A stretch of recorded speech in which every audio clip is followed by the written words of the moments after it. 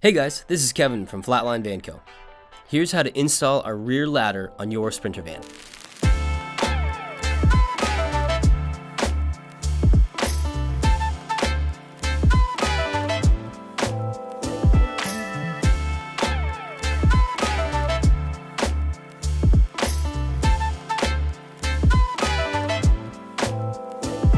Once you've gathered your tools and unpacked everything from the box, you're ready to get started. The first step is to make sure you have access to the inside of the upper and the lower sections of your door.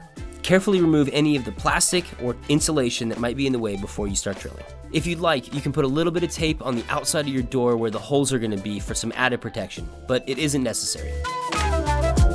To locate where to drill the lower holes, grab the large backer plate and place it inside the door cavity where it will sit when it's attached to the ladder.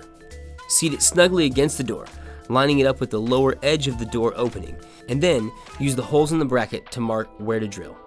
Now you're ready to drill the lower holes. To prevent your drill from wandering on the sheet metal, we recommend starting with the smaller drill bit or a center punch before drilling out the needed 13-30 seconds hole for your hardware. Next, carefully deburr the holes and get rid of any sharp edges, and apply a small amount of automotive paint to keep the exposed sheet metal from rusting. Once the paint has dried, you're ready to drill the upper holes.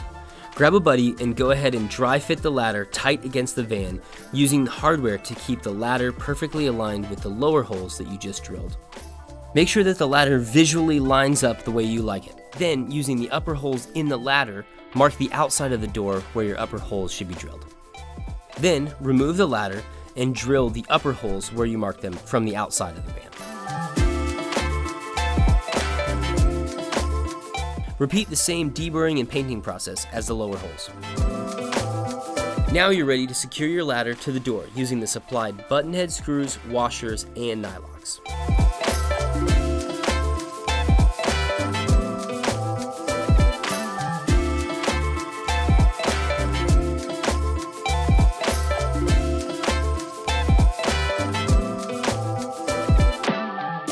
After your hardware is tightened, use the self-tapping screws to drill in through the lower backer plate bracket to add some extra strength and stiffness. After that, you're all done. Your ladder is installed. If you have any questions that we didn't answer here, feel free to reach out to our customer service team. We'd be happy to help get you out on your next adventure.